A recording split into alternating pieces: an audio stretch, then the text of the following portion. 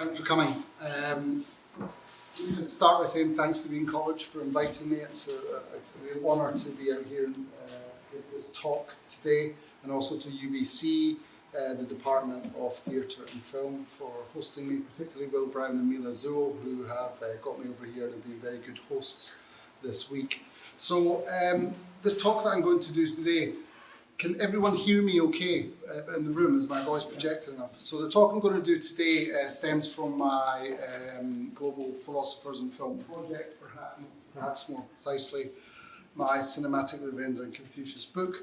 And the aim of it is to try and spin into discussion 2 or 3 concepts or ideas that have emerged from my work with Confucius in 2 or 3 screenplays, or 2 or 3 films or screen products about Confucius.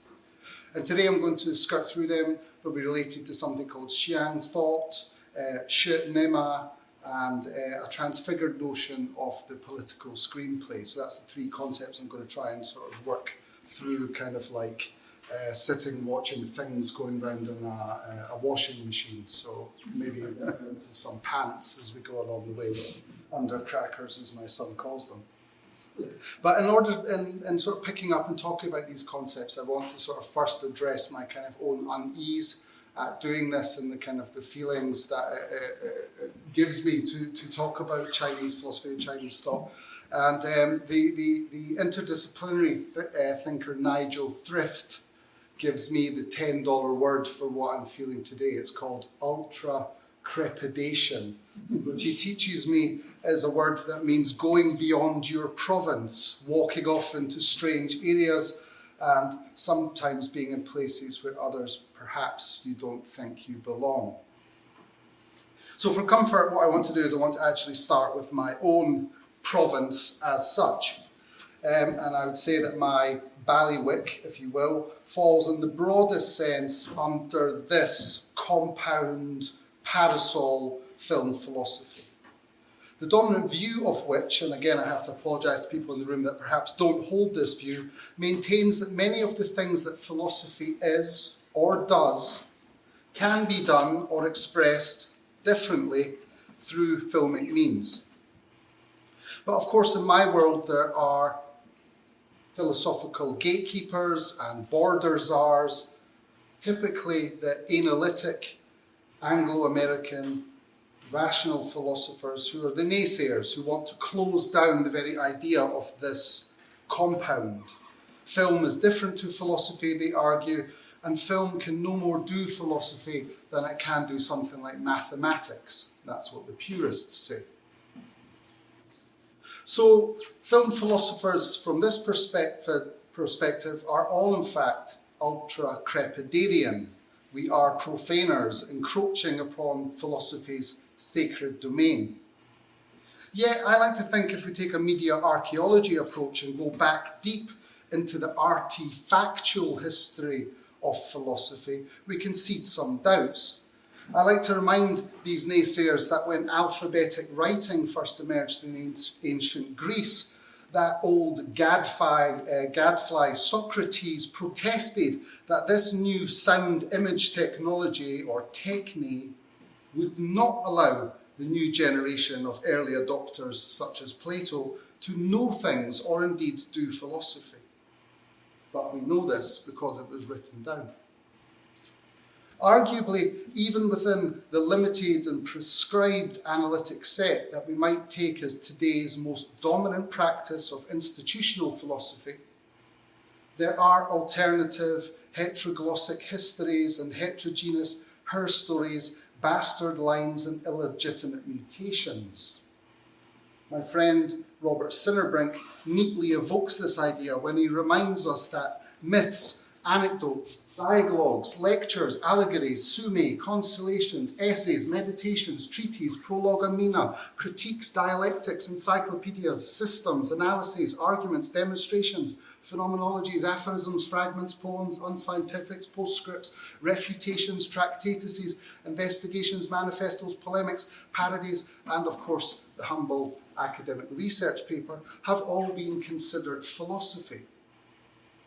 Is it too imaginable then to imagine that there's room in this set for something like film, conceding that some films would do or perform philosophy differently, or differently to these other modes, making thoughts, ethical principles movingly or affectively palpable to viewers? We must embrace the mix, I would say. And there's a thought-provoking line that Timothy Morton offers that I like very much. He says, writing about film is like dancing about architecture. Everything's like that, and it's okay. Filmmakers doing philosophy or communicating a philosophical worldview or idea fits into this dancing picture, I feel. So if the prefix film in the hyphenated portmanteau film philosophy can be taken as an expansion of what counts as philosophy in its own right, today's decolonizing practitioners also strive to unlock the analytic rear.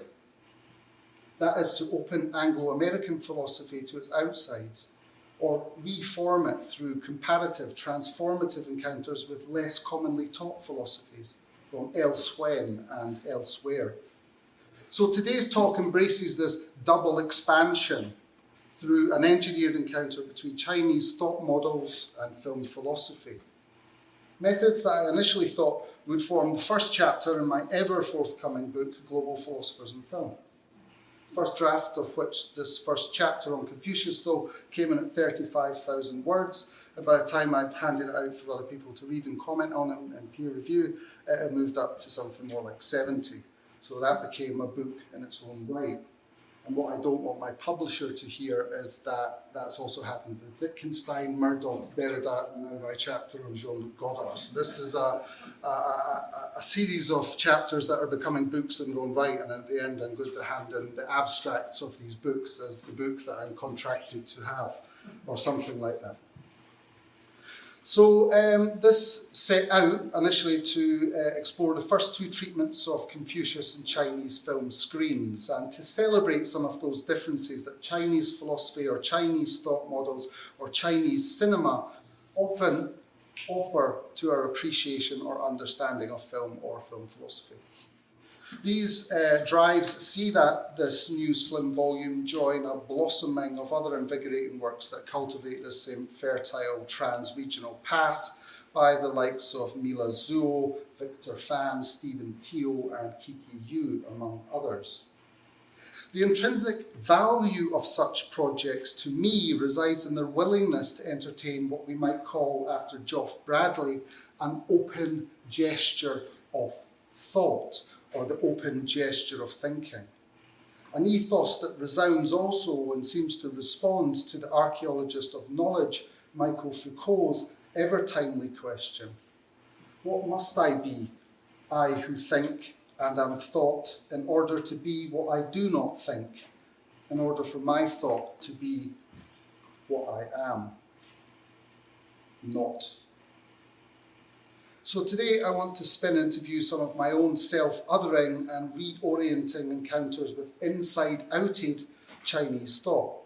Albeit I must also concede here what the sinologist François Julien describes as the brute impossibility of truly entering into Chinese thought for the acculturated outsider, on account of it being so vast and varied, ultimately untranslatable, and essentially unsummarizable. And yet, while conceding defeat in advance, Julien himself advocates for forever starting over, like Sisyphus or Wu Gang in the Chinese tradition, and striving to open ourselves up to different styles and gestures of thought, different styles and gestures of perception, so that our thinking and perceiving might change and become. So regarding the open gestures of thinking, let's move on to this first short clip that I want to share with you. And this comes from the opening of the most recent televisual theory film starring Confucius. 马克思先生不远万里而来，欢迎欢迎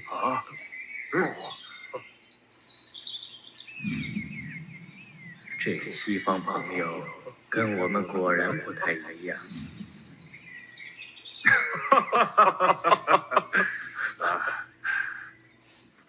来，请啊，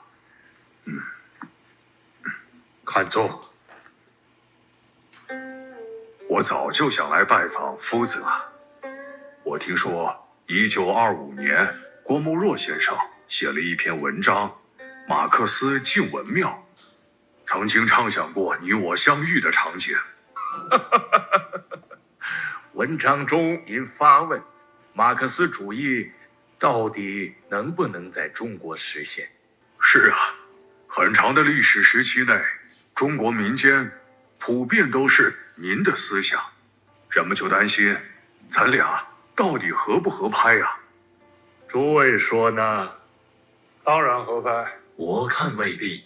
是啊，不过对于你我的相遇，历史上曾有过争论。马克思先生，请与我一步长廊，我们一起探讨切磋。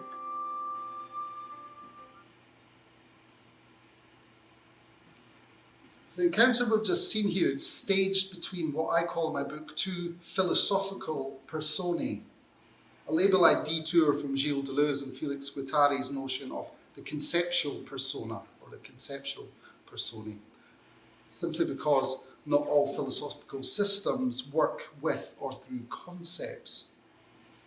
The Marx and Confucius personae here are conjured forth for a flagship theory film that helped launch the CCP's 2023 Xi Jinping Thought on Culture movement.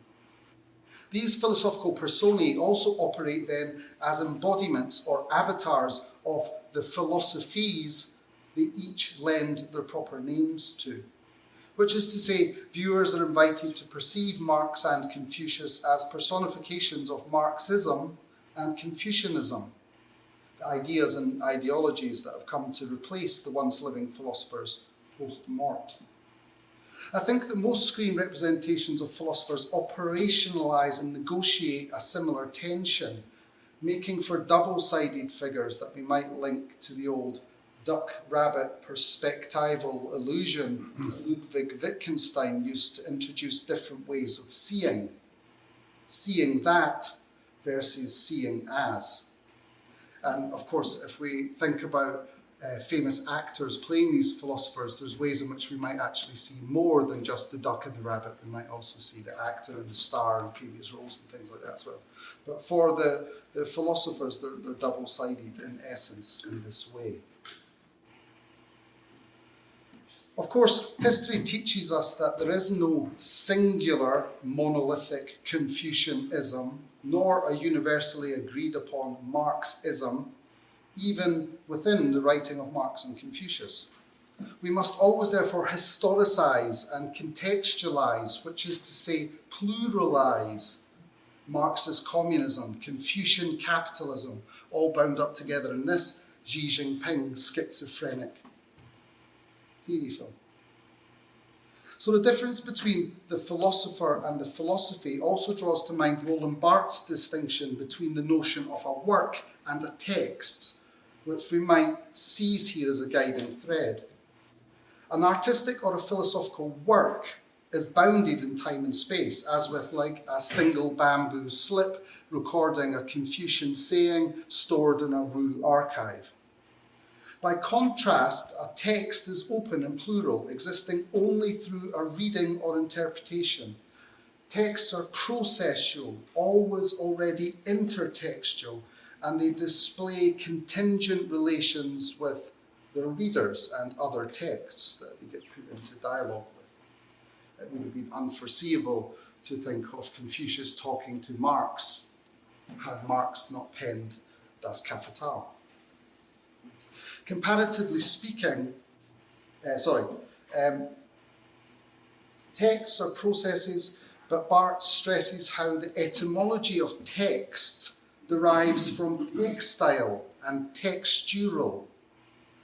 Comparatively speaking, so does the Chinese notion of the Qing, or the great books which got canonized into a crisscross of institutional texts and cultural practices. such as Confucius's text being the basis of imperial exams, we might say, to help braid or harmonise a civil society together. To take Confucius as a text does not mean that his thought should only be understood in terms of plurality of coexisting meanings then, for texts are also passages and traversals that undergo what Barth calls explosions and disseminations.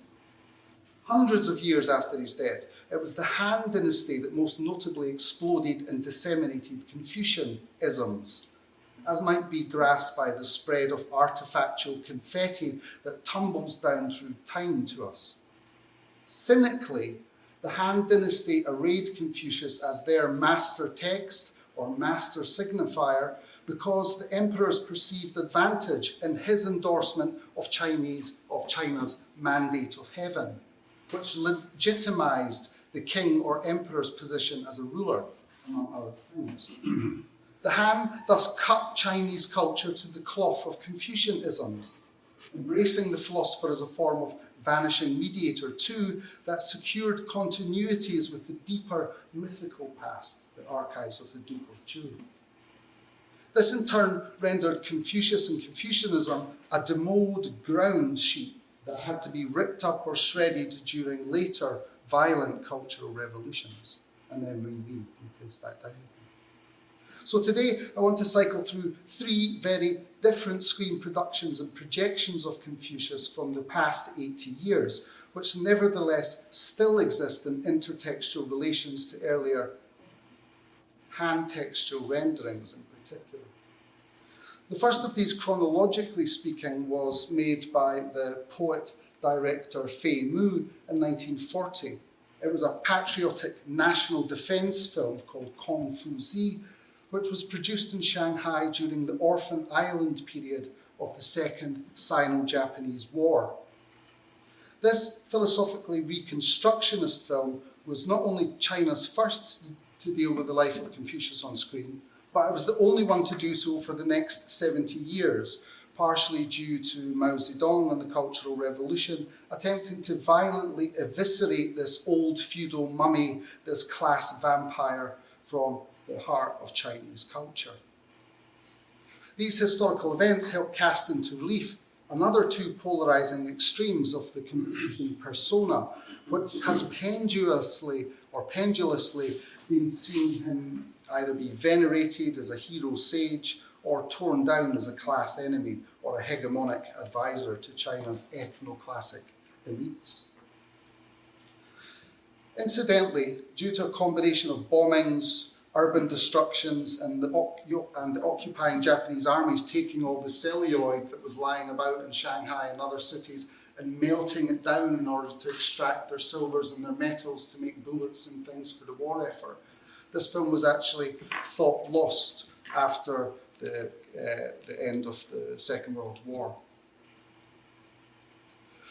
That was until in 2001, an anonymous person donated the final remaining copy of this and left it in a bag, a plastic bag outside the Hong Kong Film Archive, and it got painstakingly reconstructed over the next 8 years. The soundtrack had been obliterated, it all melted together, and they managed to re-release it in 2009. So it was, weirdly enough, put on the doorstep of the Hong Kong Film Archive in 2001, which is the year that China joined the WTO, and we start getting the officially new capitalist superhero. So engaging with this screened example of politicized film philosophy pushed me to explore the history of what we might call a Confucian ehtico-aesthetic in China, which brought me by degrees into contact with the Chinese notion of Xiang thought, which suggested rich comparative correlations and indeed productive differences to the core film philosophy concepts and discourses surrounding what's called the image-imagination continuum. So this brings me to what we might call the proverbial elephant in the room with respect to Fei's Confucian film philosophical image-imagination. For Fei's poetic cinema deliberately returns us with cinematic difference to certain forms of imagistic philosophy or philosophical image thinking that Confucius himself undertook in practice. Worth recalling here is that the ancient imperial Chinese characters of Wenyan that Confucius read in his lifetime in the ancient archives were entirely independent of spoken Chinese languages.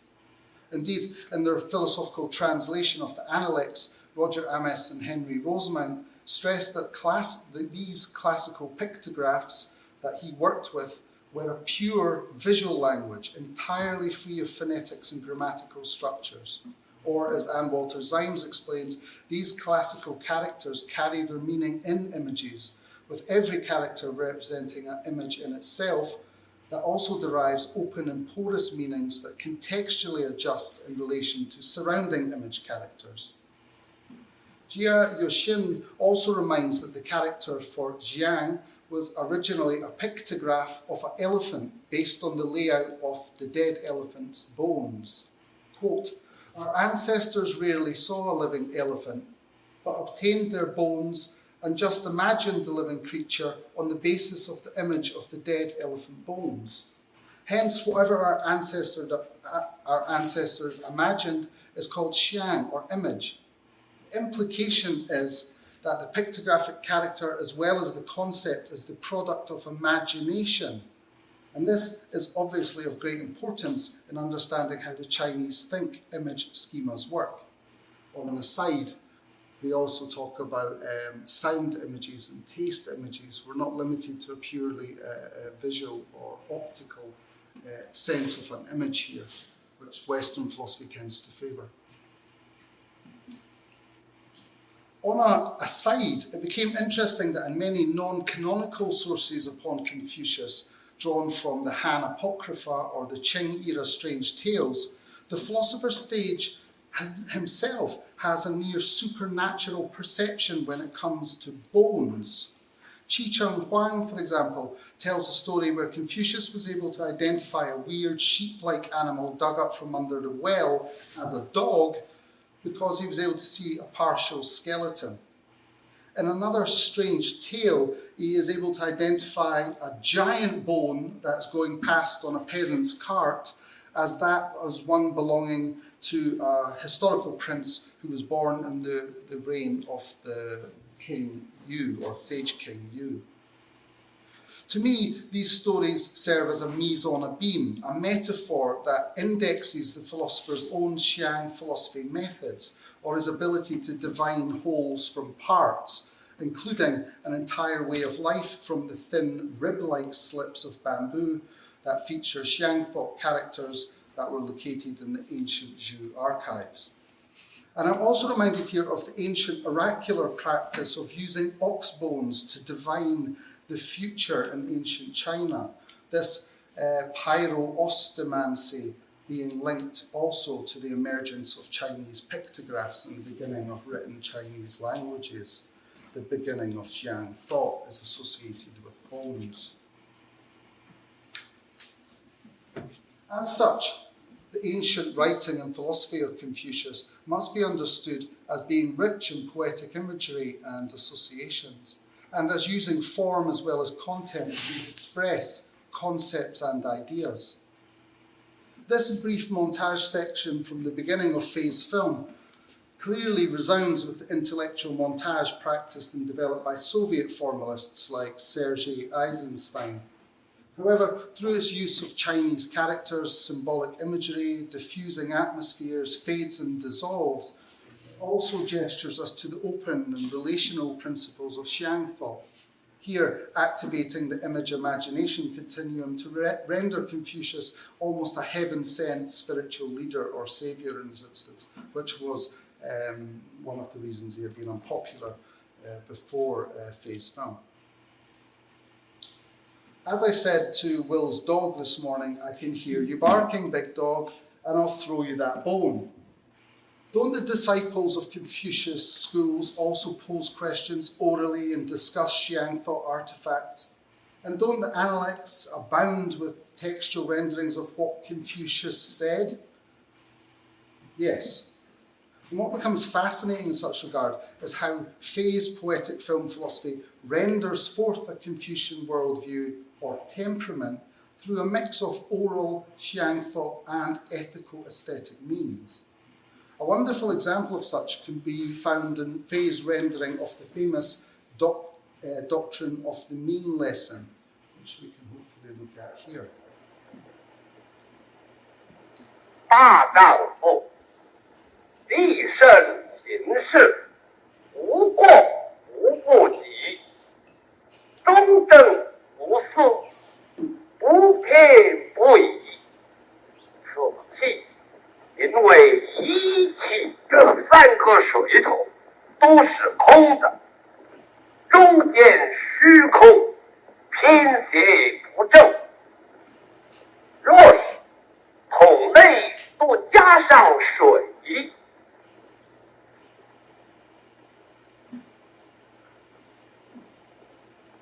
重油。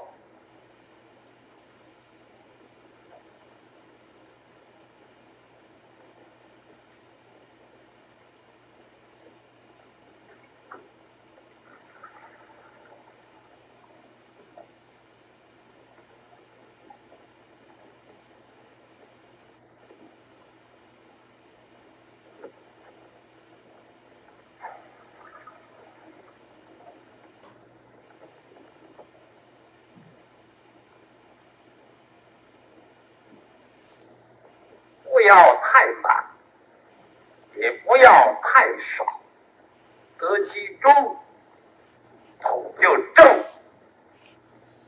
这就是无过无不及，中庸之道。再将水加满。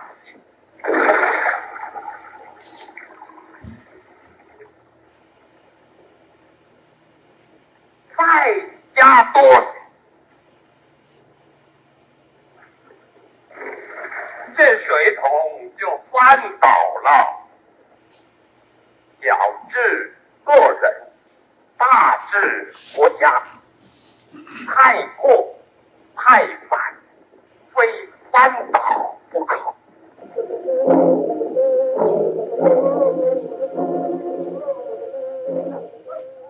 So several things interest me in this scene, including the cinematizing of a Confucian aesthetic, we might say, through film form. Before unpacking this, though, we might start with the consideration of the unconscious psychomechanical play of film form and content.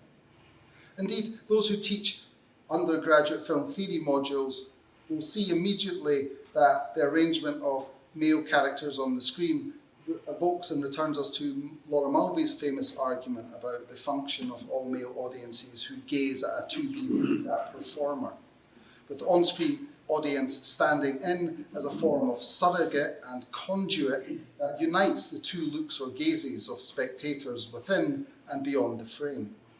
Albeit in this case, it's a venerated male philosopher illustrating an ethical lesson rather than a woman performing an erotic song and dance, and we'll come back to this idea later, this weird combination. And yet, there is a subject-object tension embodied by Mulvey's female performer that differently manifests itself in this swaying, semi-autonomous apparatus that artifactually animates Confucius's lesson. The flowing watery dynamic animating this architectural machine also returns us to Julien's writing and the propensity of things and the stored potential for dynamic action that resides within or gets distributed around artistic or artifactual arrangement, like the Chinese crossbow that was invented in Confucius's lifetime that stores its energy and is waiting to trigger it. These principles Julien there links to the free-floating and ever-flowing concept of shi. Ideas that render this architectural framing structure and its gentle earthen pots as an illustrative example of what I elsewhere call a gentle shenema, an apparatus. The structure, if we go to a comparative philosophy here, the structure that Confucius operationalizes also thus reminds us of the actor network theory of Bruno Latour or someone like that, where object actors like this, and the cinema by extension, boast a form of agency, a stored potential, a potential to move and make things happen. To me, because the master can here be seen directing actors, both human and autonomous machines, while providing voiceover narration that helps his audience, both within the screen and beyond the screen, to see a form of Xiang image illustration in a philosophical way, that is to see the pot as something rather than just that pot in that Wittgensteinian sense. I feel that Fei is rendering Confucius here a form of proto-film philosopher of sorts, a film philosopher before the fact, working with machines and using voice and actors to illustrate them. I go on about the nature of elemental water in Chinese philosophies in the book a bit, but it's interesting to me to note here that within Confucius's doctrine of the mean text, there is only really one single reference to flowing water, and this comes in a discussion where Confucius talks about what happens if you venerate your ancestors. Your ancestors' spirits will flow back into your mind and consciousness in the present and help you be a more ethical person as you reflect on death in relation to life and so on and so forth. So it's interesting to me that Fei is using this water flowing metaphor at a moment when he himself is conjuring forth the spectre of this ancient philosopher to give Chinese audiences this moment of calm and reprieve, or a little bit of hope and solace during the Sino-Japanese War, when there was planes flying over Shanghai and dropping bombs and things like that. So as intimated, over and above the content or the form there, Fei's rendering forth here also nods us towards the director's career-long ideal of actualizing what he calls a national or Chinese cinema, which draws on other Chinese forms of paintings, scrolls, Chinese theatre, Chinese opera, and so on and so forth. He remediates many of these things and these tactics in his film to give it a Chinese feel, which he contrasts to what he loathes, the business cinema of America, he says, to create a Chinese cinema that is distinctly different in its flavour to that.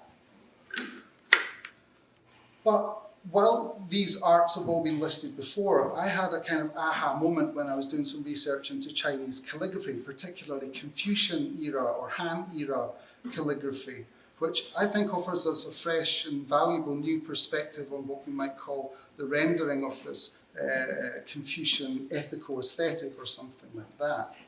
Certainly, calligraphy renders these Yang thoughts, these character pictographic or logographic images at later points. But it's also, there's something about the way in which these are presented aesthetically that have a kind of Confucian dimension that's worth thinking about here. Certainly, calligraphy is a privileged art form that practically indexes the idea of aesthetics and morality being the same thing in the Chinese intellectual condition.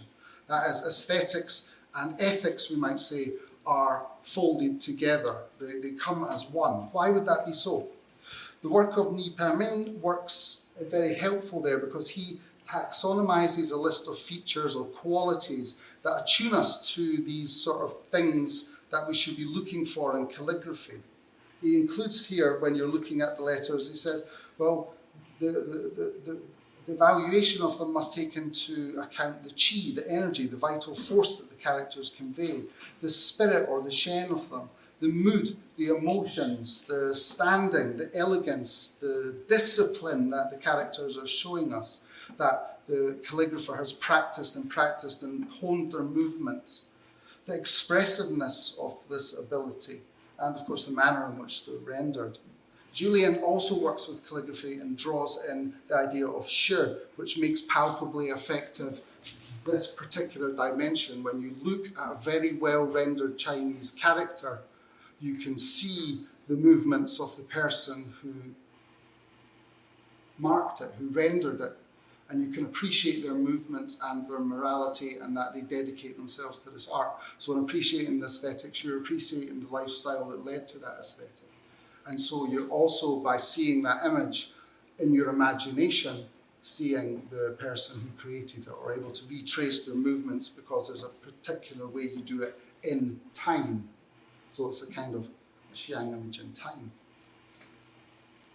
So, in particular with relation to the Confucian way of writing, I think this helps us think about it here. There's a quote I like very much that maybe we can map back onto our thinking about the aesthetics we saw in that scene from Fei's film.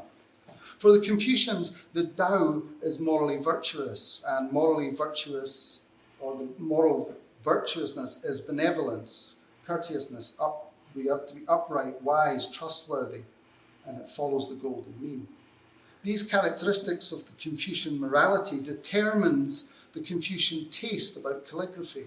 Calligraphy works by Confucians are typically that the strokes are solid, with no sharp ends sticking out, indicating their fullness and self-embodiment. There's no intention to prick others or show off. The brush movement method leads to the effect that when they are thick, the marks look strong but not swollen. And when they are not thick, they still appear with inner strength and confidence, no weakness or any sign of fearfulness, nor spiky. The structure of the characters are usually stable, solid, indicating their firm stand on righteousness. I think back here to the pronounced horizontal movements and the camera movements that we saw in that rendering of the doctrine of the mean scene, which remind me of these calligraphic motions that are ghostly in their Xiang image relation to our thought or image imagination. But I also think of the formal decisions concerning cuts and fades that Fei uses. And most notable to me is how the dissolve at the end of the sequence literally allows the ethical message containing water to spill over into images of immoral warring during the warring state's violence with fire, that elemental shift as well, which by extension also themselves flow in relation from the warring states period and these depictions of war and atrocity into the context of the viewer. The flow continues into the grounded space that they're watching, this 1940s Shanghai in a Japanese-occupied space, where the boots on the neck, the only way that they're getting to make these films is in the foreign concessions because Chinese cinema has been closed down. And there's also been the KMT, who were in charge, have also made a pact with the Japanese invasion force saying that we promise no Chinese films will deal with the war or revolution. So Fei's kind of hamstrung here, and he has to use allusion and context to make his film about the context. This is about China surviving the invasion of Japan. We've been through this before, we'll get there again. With such in mind, it's perhaps useful to introduce another modified term or concept that my work on Confucius plays with, and this relates to the screen play, breaking apart, the more common term of screenplay. In the German language of Karl Marx, for example, cinema became known as a Lichtspiel, or the light play. The play with light is something I link in my book to a broader Enlightenment program in philosophy within the European culture of light, which is entangled with all forms of lens-based media and technology, from telescopes to microscopes, cameras to cinematographs, which in turn are rationalized machines that are linked to rationalized thought models and primed to seek out the metaphorical so-called clear light of objectivity or reason. But from 1895 in China, when the Lumiere's machine appears out there, immediately the transnational cinemas of China start to articulate this new technology, this new practice, with a different technical heritage, forging media archaeology links to the Chinese shadow play more than the light play. But playing with shadows and darkness is also something that many philosophical commentators link to the methods of China's dark sages, like Lao Tzu, who deploys encryption, obscurity, to strategically force the discipline or the interlocutor to begin thinking for themselves. Victor Fan discusses similar in relation to Buddhist koans and Buddhist cinema more generally. So this also reminds me comparatively of Heidegger, who says that the job of philosophy is to start new thinking. It's not to give you knowledge that somebody else has already achieved. It's to provoke thought. In cinema, darkness is the condition of lightening the screen.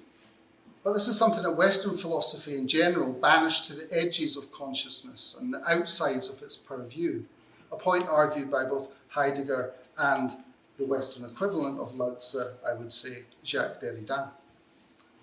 Such considerations conjure forth notions of screening in then and screening out of perception.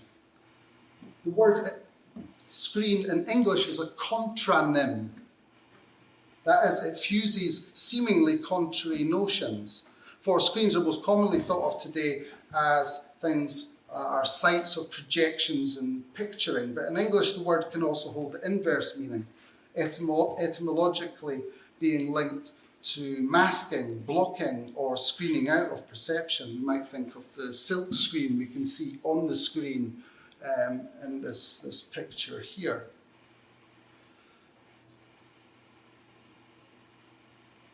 So I take the two meanings to open up a vector, a dyad almost. And by breaking apart the term screenplay, it bids us to recall that the screen at the front is, in relation to Confucius' text, something that's saying that there's an exhibition, a political exhibition going on, but also a masking at the very same time. Particularly in productions that are strategically inserted or arrayed within a particular cultural milieu. So we might return briefly to the deepfake Karl Marx as another example of this, in that the close-ups on his face, which we saw earlier, show this tech head openly announcing that it's a screened image that's hiding something behind it. Prima facie, it is a revealing of a concealing that is also a presentation of a conceit as deceit. So the first part of my rendering of the term screenplay signifies the presence of absence and absence of presence in the term screen. But this is also a screen image that forges attention to the absence-presence of someone else, isn't it? Because here the two characters are being put into play in relation to another character, Xi Jinping, who is a kind of philosopher in this image, a philosophical persona. Xi Jinping's thought on art and culture is the context in which we're seeing all this. So he is also there behind these screens. In an engagement with deepfake pornography elsewhere, Will Brown and I coined the marked term controlling to help describe the nature of deepfake techniques, pointing to a sense of mastery unique to the form that its makers get, who often get an effective charge for being known to fake or con us with these pornographic images that are simultaneously a trolling, to use another modern parlance, of the celebrity image. In the Chinese politico-philosophical screenplay that we've just looked at, we immediately perceive Marx as a con, but one, I would argue, that also trolls the tenets of Marxism, which, as Mao taught us, would find very little in common with Confucianism. So the absent-present Xi Jinping here also controls the image of Mao and Confucius and Marx. My idea of a screenplay is thus also implies by extension that the films are invariably being animated and actioned by a controlling or invested power player. In the book, I lean into certain principles and laws borrowed from Chinese game theory to detour the suffix of screenplay so that it relates not just to stage plays or shadow plays, but also to game plays, the playing of a game. The decision was seeded heavily by a symbolic scene in Fei's film featuring two conniving lords playing the strategic game of Wei Qi, or Go, while scheming about how to manipulate and exploit the social and political upheaval of the Warring States period. It became intriguing how ubiquitous references and metaphors to this game are across Chinese history and in Chinese literature, and particularly political literature. The game name is composed of the Chinese characters Wei, meaning to surround, and Qi, logic game. And many scholars have linked the game's strategy and efforts to Sun Tzu's famous strategic manual, The Art of War. Confucius also is associated with several sayings about the game, linking it to cultivated, gentlemanly or junzi conduct and forms of perception. And in the Analects, he states of indolent men, would it not be better that they played Wei Qi than being idle?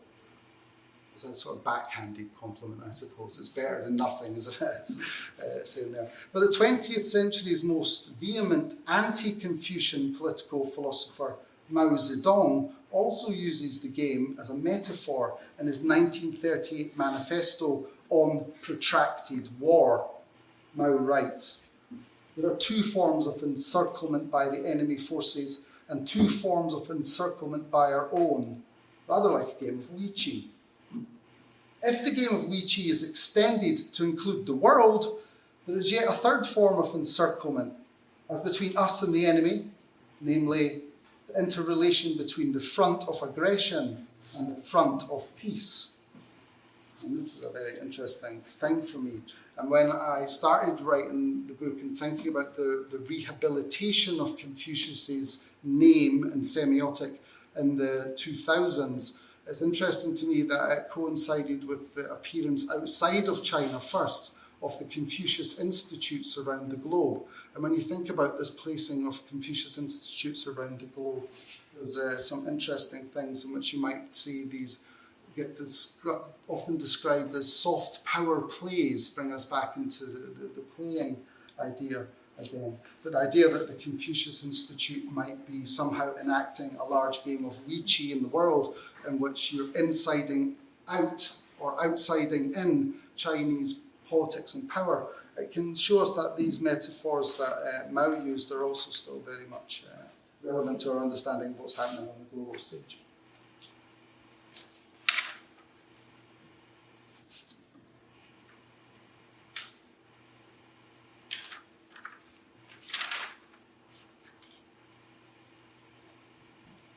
Of course, the Chinese bequeathed two games to the world, two strategic games, chess and Wei Qi.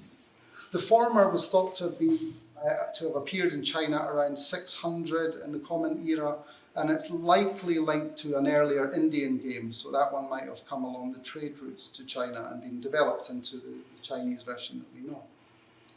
But Wei Qi is argued to have emerged much earlier, almost like between 3,000 and 5,000 years ago, and the myth has it that it was invented by sage Emperor Yao. Now, Deleuze and Guattari and their Thousand Plateaus lean into Eastern war machines and assemblages, and their economic engagement with the differences between chess and Wei Qi or Go prove helpful here. Read a quote from the book.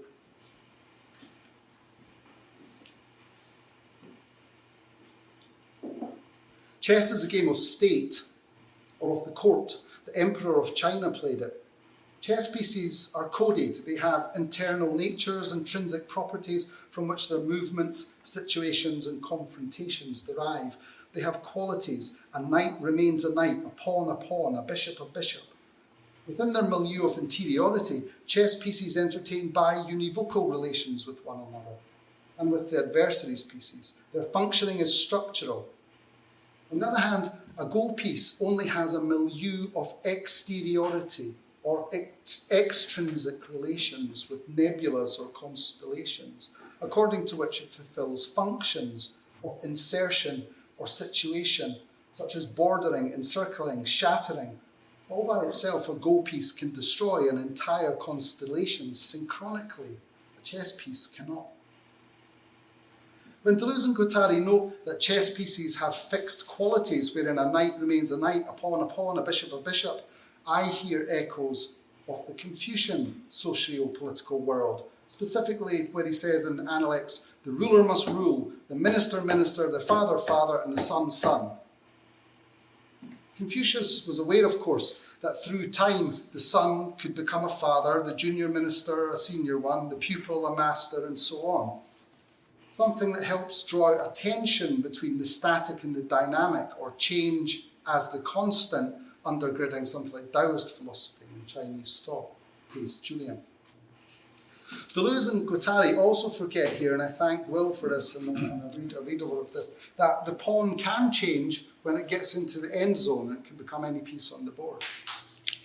But if the organisation and movements of chess pieces gesture us towards a hierarchical Confucian organisation that is integral to the ideological image imaginations of all the Confucian screenplays that I've looked at, this screening of that philosophical worldview also serves to screen out another intrinsic quality or extrinsic quality that's at play. This being the insertional and relational logic of the power player, the one who places tokens to effectuate change within and across a broader assemblage or nebulous arrangement.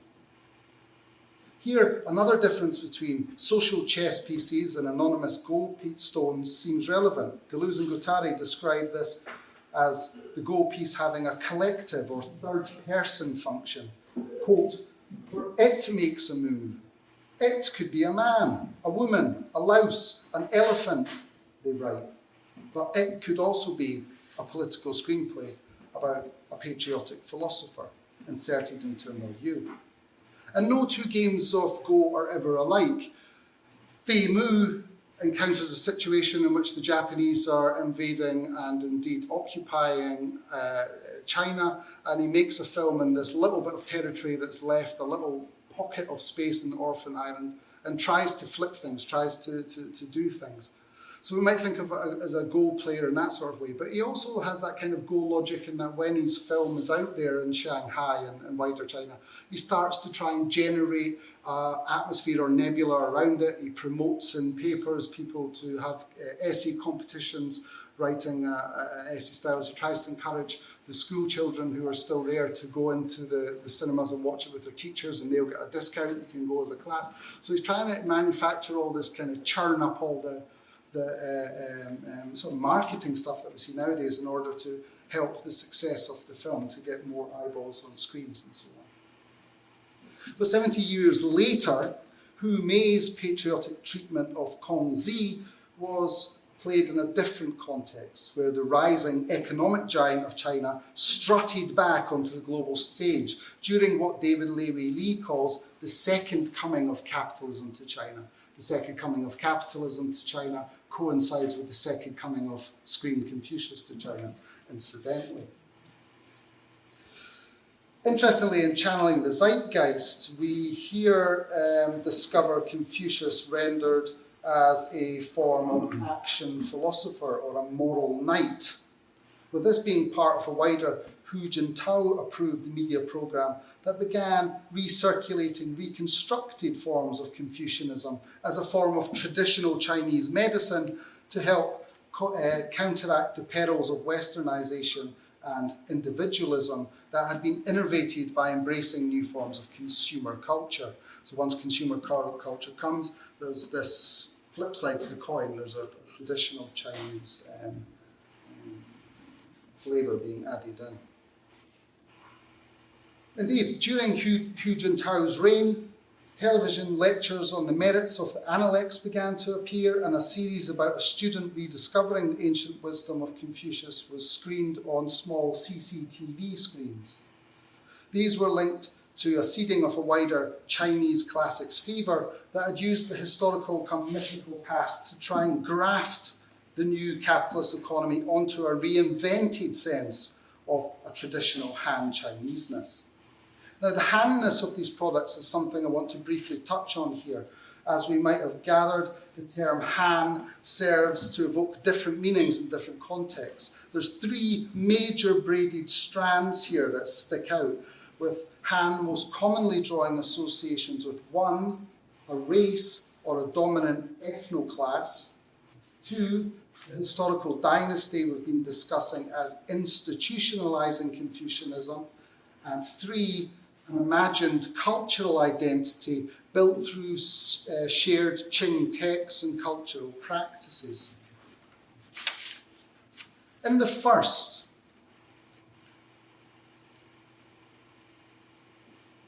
example, across Greater China and the surrounding Sinitic cultures, the Han are thus understood to be the dominant Minzu, or the ethno-national group.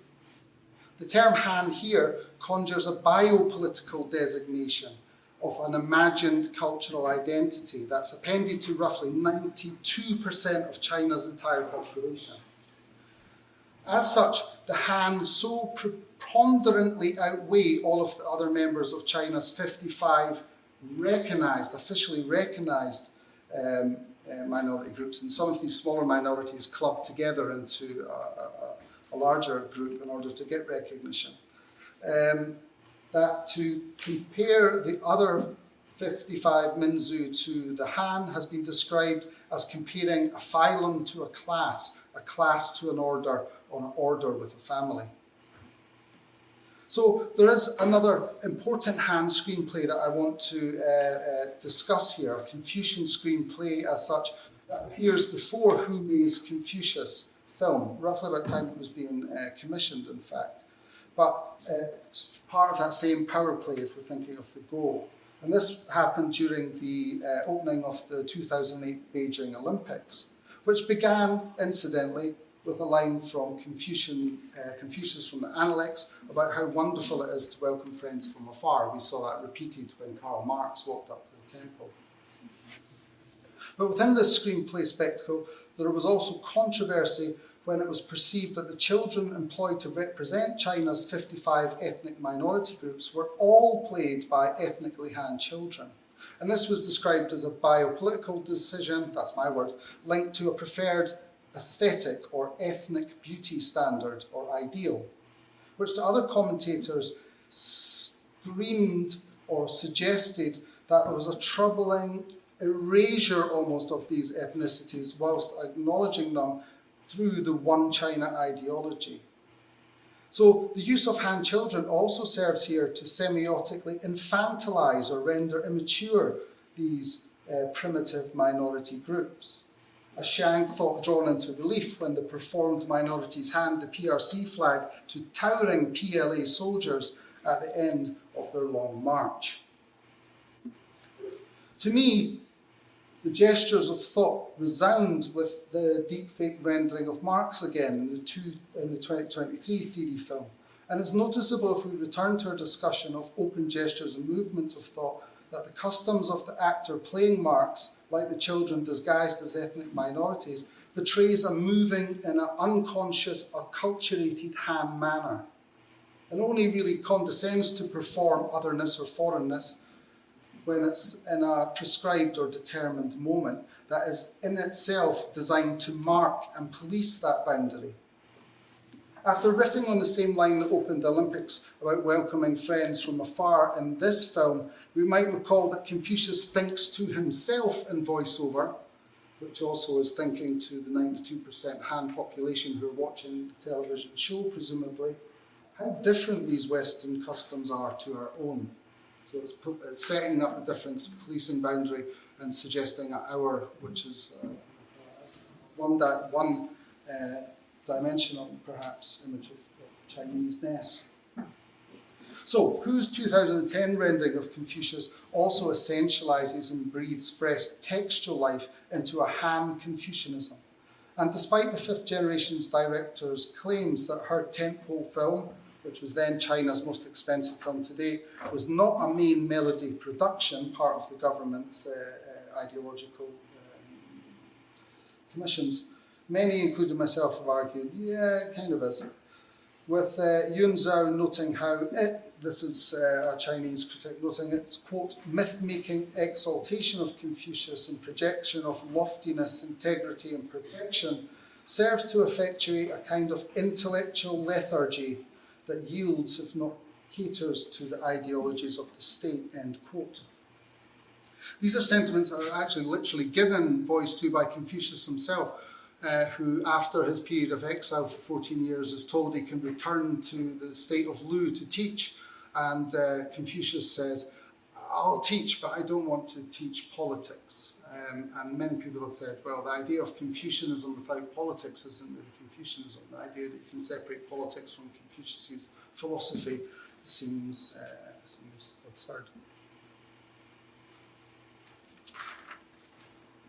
So, in a chapter called Who's Who in Huallywood, I advanced the argument that beyond channeling the zeitgeist, Hu Mei's Kǒngzǐ also surfaces as a thinly veiled portrait of Hu Jintao, who, despite appearing as a conservative career statesman, was known for the tough line that he took on dissent and protests in Tibet when he was in charge and in 1989 in Beijing, dispatching the PLA to help restore order and the status quo.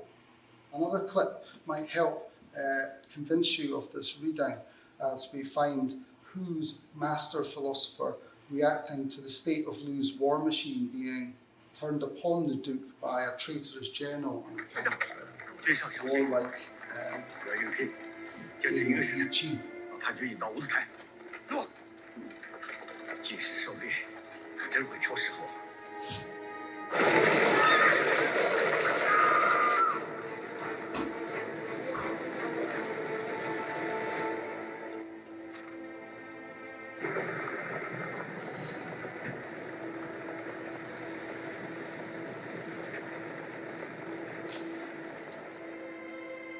我只孔求三还你们听着。今天我奉平子大人在天之命，把你们金方立天叛道之众收拾了。给我上！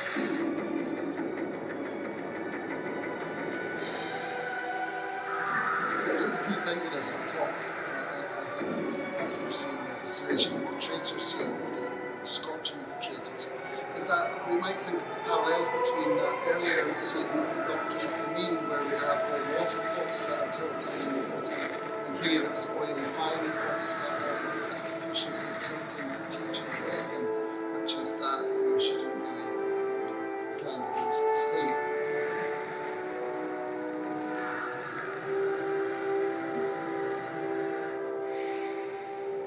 A few other points just to make about this film then. I've been given the 5-minute wrap-up. The actor there who plays Confucius is Chow Yun-fat, and he's a Hong Kong action hero, in a sense, who speaks Cantonese. And when it was announced that he was going to be playing Confucius, we had this double kind of reaction from inside and outside of China, again activating this sort of game of Ouija in a sense. Within the mainland, a lot of trolls online said, well, look, this Cantonese actor can't play our master philosopher. His accent when he speaks Mandarin is going to be not good enough for his representation. And at the same point, in the Hong Kongers were saying, well, if he's going to speak Mandarin, this is troubling in an era when Hong Kong and China are having this debate about the troubling context of the two systems, one country model. So what the solution finally was the film, and I learned this from my students in Nanjing, is that they used the Mandarin voice actor to overdub Chow Yun-fat so the Mandarin would seem good. And that revoicing him and not really kind of holding that information back, I think, from the releases, we maybe can see another echo of that Karl Marx, that kind of showing and hiding that's going on in that regard. The other thing to say is that the ancestors or the descendants of Confucius were very annoyed by this film, this treatment of him as an action philosopher, mainly because of these megaplex battle scenes that were seen to have turned Chinese cinema into the business model that Fei would have hated, but also because they seem to shoehorn in a kind of romantic instance of Confucius loving someone that's not his wife, a beautiful consort, Nancy, the consort of the Duke of Wei, who was a hated historical figure. But I tend to trust the filmmaker here in that she kind of rehabilitates this female character. And, you know, we see Confucius have a few battles throughout the film with other philosophers as his kind of action philosophy mode here, going one-to-one with Lao Tzu and getting the better of him. But he also has a one-to-one with this Nancy character who advocates a more earthly, natural philosophy, let's say. Her experience as a consort and a woman with a sexuality and desires, and who's able to manipulate the Duke of her state by whispering in his ear. She tells Confucius that men really are libidinal creatures. They're led by their libidos, and men don't want to be licentious, or men want to be licentious with beautiful women. And she tests him, and this is the hardest fight Confucius has in the film against. He's okay at fighting the philosophers and fighting moral battles, but when it comes to the woman who wants to use seductive means to tempt him, she is the one who almost topples Confucius. And it's a very interesting kind of dynamic they have, and it comes down to looking. She has him as the look and the object she wants, and he can't look at her until she kind of pushes him to stay and be her teacher, a thinly veiled kind of stay and be my teacher, stay and be my lover. And he says, take my younger disciple, he's a better teacher than me. And she says, no, I want you. And at this point, Confucius has to avert his eyes from Nancy. He can't look at her anymore. And when she pushes for why, he says, because I've never known a man who loves morality as much as he loves beauty. And I've never known a man to overcome his licentious nature. And she suddenly sees the human side of this Confucius, if we think of the duck rabbit again. And she decides in that moment to save the Confucianism for prosperity, for history. She has this bigger view. And so she becomes the vanishing mediator in the film who saves Confucius, saves his reputation, and sort of allows him to move forward through time and be saved. So there are some thoughts spun into action about my encounters with Chinese philosophy and 3 screen renderings of Confucius. And thanks for your attention.